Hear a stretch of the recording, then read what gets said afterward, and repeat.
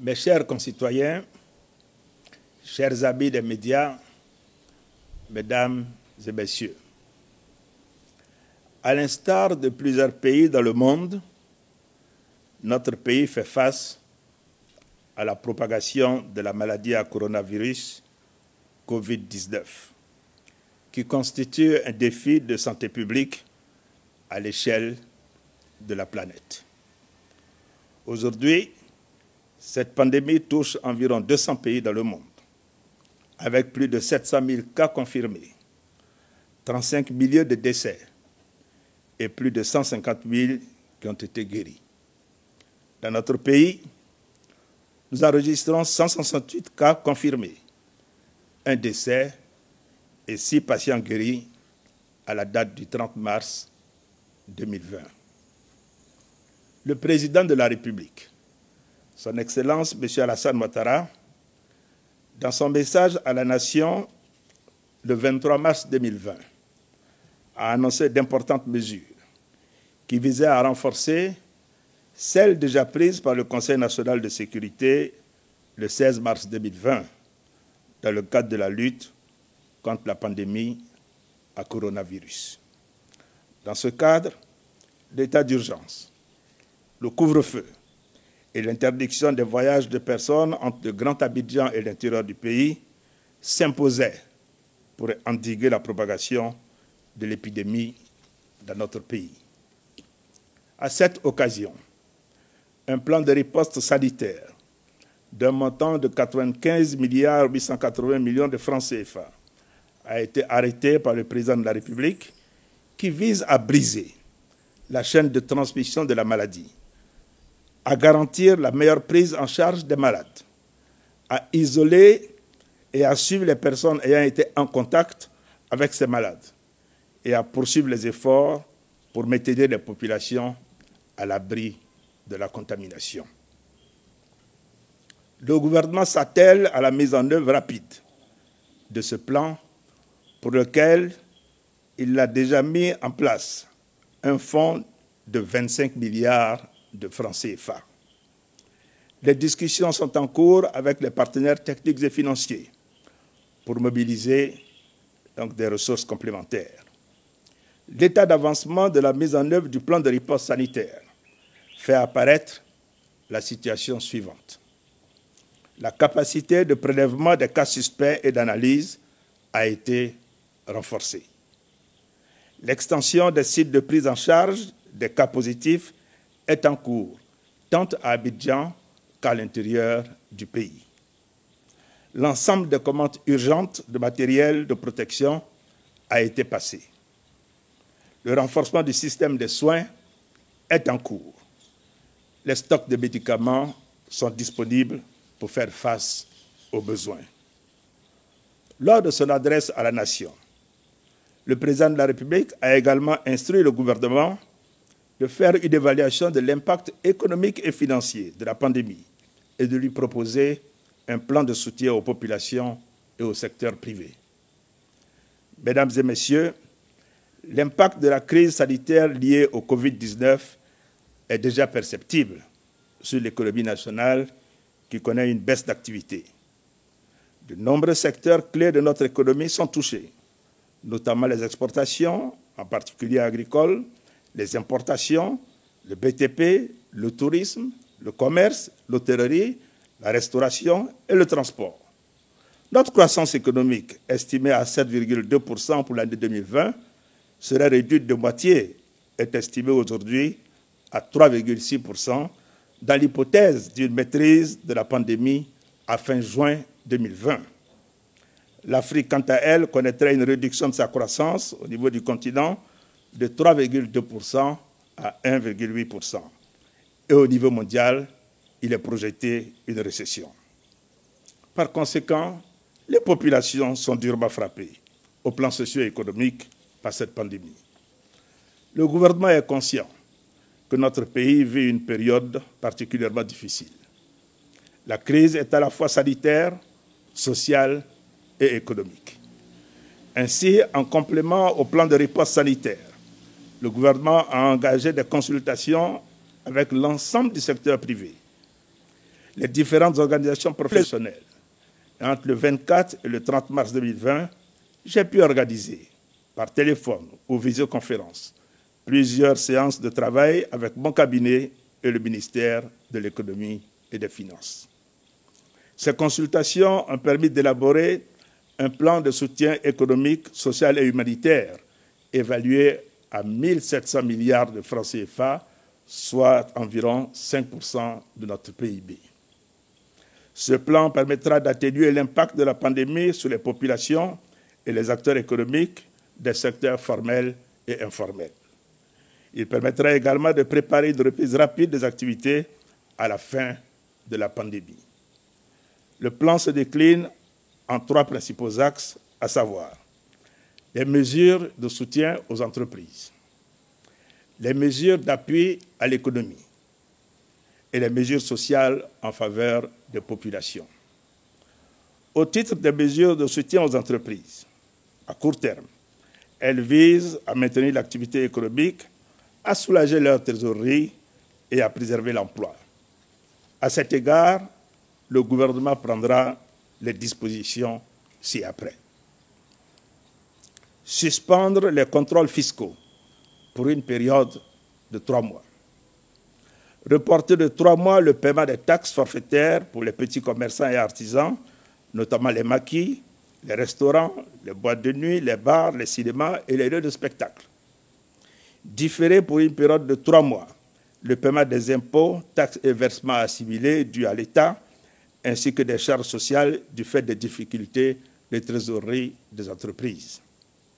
Réduire de 25% la patente transport. Différer pour une période de 3 mois le paiement de l'impôt sur les revenus de capitaux des entreprises du tourisme et de l'hôtellerie qui éprouvent des difficultés.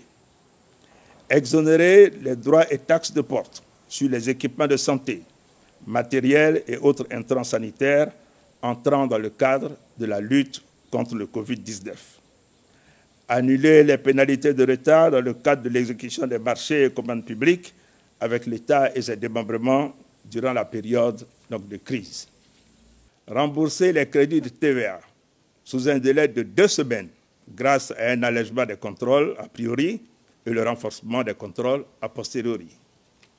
Continuer malgré la crise le paiement de la dette intérieure, notamment aux entreprises et sous-secteurs sinistrés du fait de la crise, en privilégiant les factures inférieures à 100 millions de francs CFA pour atteindre le maximum d'entreprises, en particulier les PME et les TPE.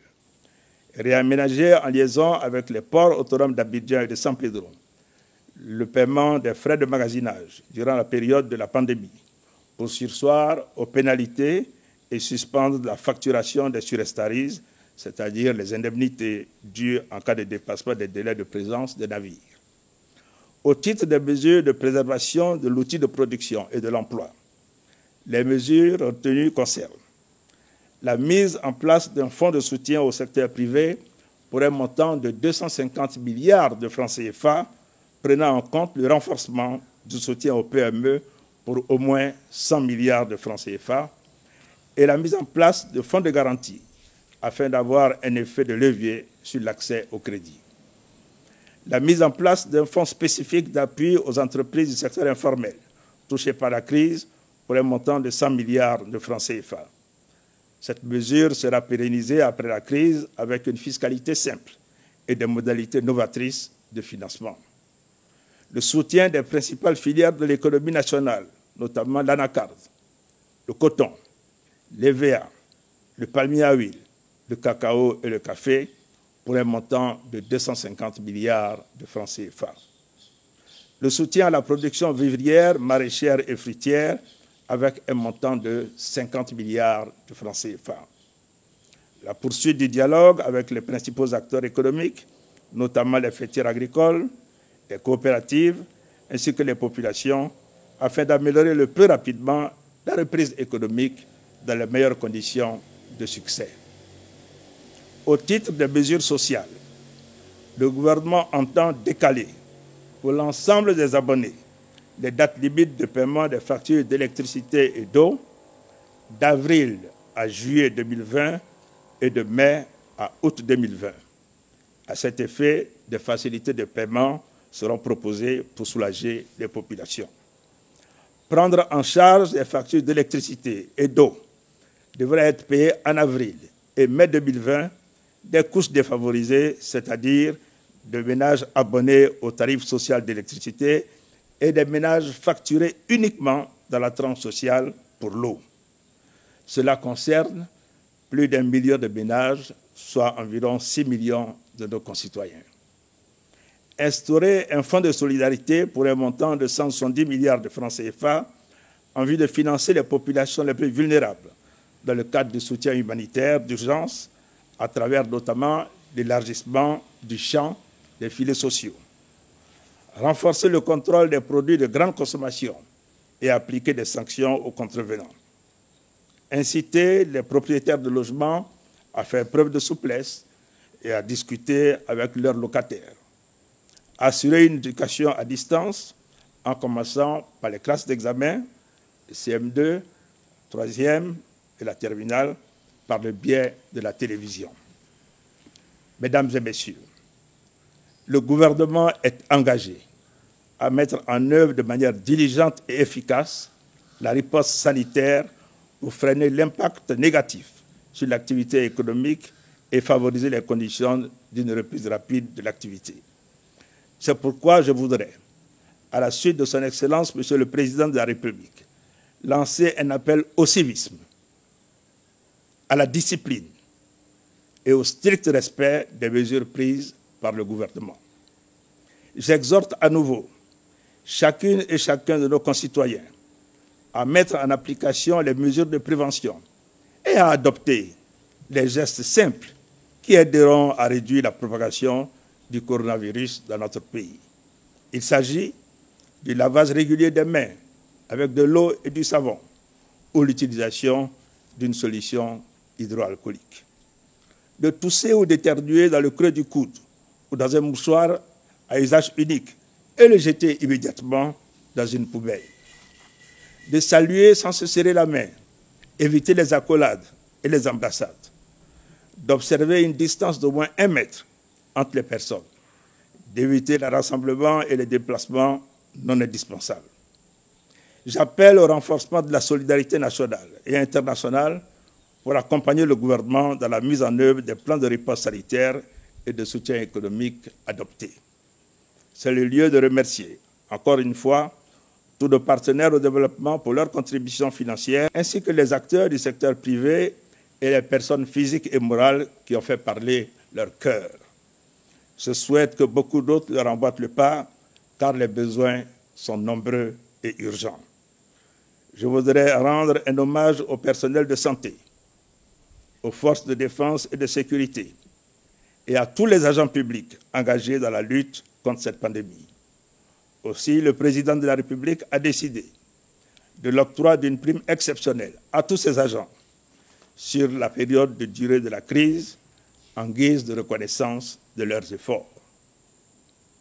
Mes chers concitoyens, c'est en étant disciplinés, vigilants et solidaires qu'ensemble, nous arriverons à bout de cette pandémie.